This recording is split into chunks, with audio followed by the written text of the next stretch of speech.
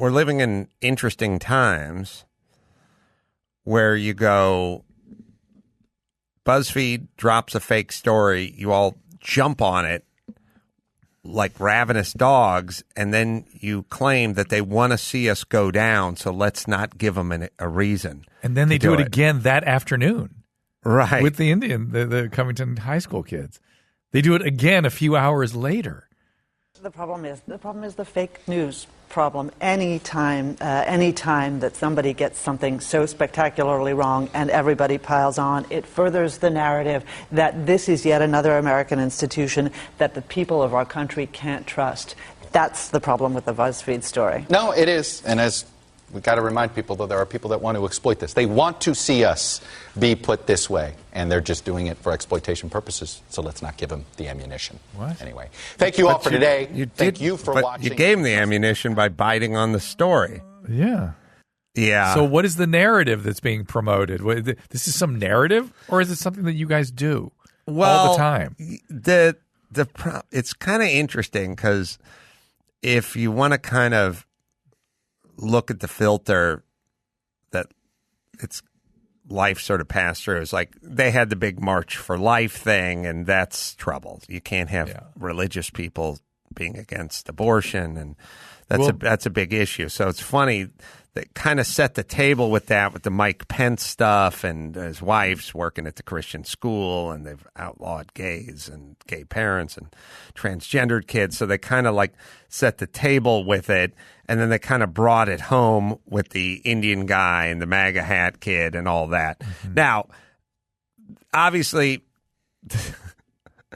the thing that's crazy about the reporting is there's plenty of blame to go around. I mean, there's a women's march, and they're up there talking about divesting from Israel, and it's like, I thought this was a woman's march. When did it turn into a anti-Israel march, which is an interesting theme, like how the women's movement has also turned into some sort of semi-anti-Semitic not semi. Or anti-Semitic thing, Explicitly. too. Yeah. But the news outlets aren't that interested in that aspect of it.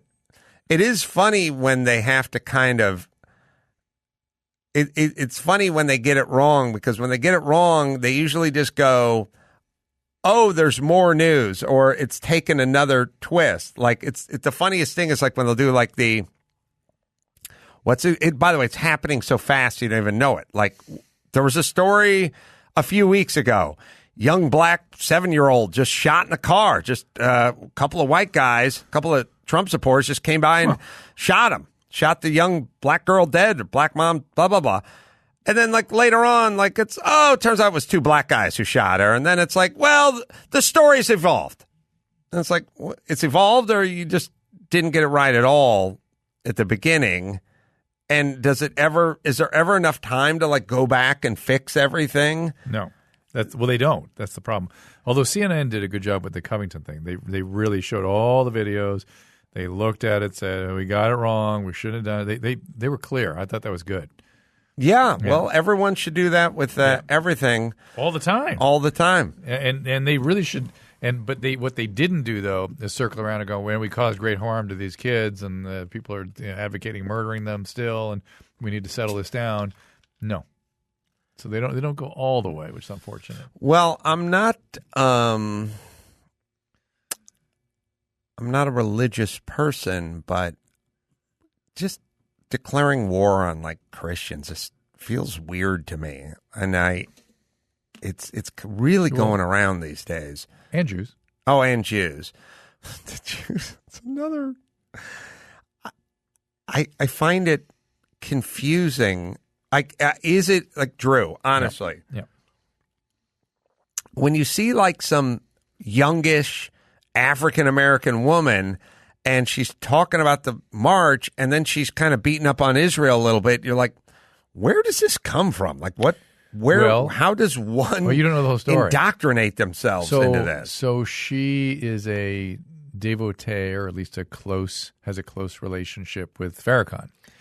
And so Farrakhan was talking about why is Farrakhan attractive to any human being who's right-minded or wants to just sort of get along or espouse all the stuff, whatever Martin Luther King said? Why is why is the guy wearing the fucking Bishop Don Magic Wand suits with the fucking $800 frames on his glasses have been dipped in pewter talking about the wily Jew? Not the scum, insect, all this stuff. Right. Well, why does that resonate with you? Well, why do you find that attractive? So I asked that on my radio show, and a couple of people called in. Again, come on, Adam. I had to put these people on hold. You don't understand what Farrakhan has done for the African American community, number one. And number two, he's right. The Jews were the slave owners. Uh-huh. And I was like, huh? Yes, not only were they slave owners, but they also brought the slaves in. And I was like, what? They weren't here yet. No. So he has gotten everyone to believe that there's some connection there somehow. Which right. is like, but whoa. there's David Duke probably is on a fucking Apple box right now talking about, when a white woman lays down with a black man, he lays down with swine. I don't go, well, hold on, let me get my steno pad. And what do you say again with the swine thing? All right, let me get on CNN and see if I can coach a few people up on that. So he's laying down with swine. And when Ed Asner comes in here and talks about no Jews being in either one of the Twin Towers, I go, thanks, Grandpa Nutjob. Have fucking fun on your Uber ride back to Shittsville. I don't go oh, hold on, let me get my... What's that you say again, Ed? But they persuade So the CIA wired the building. Slow down. They persuade people. People have a paranoid bent.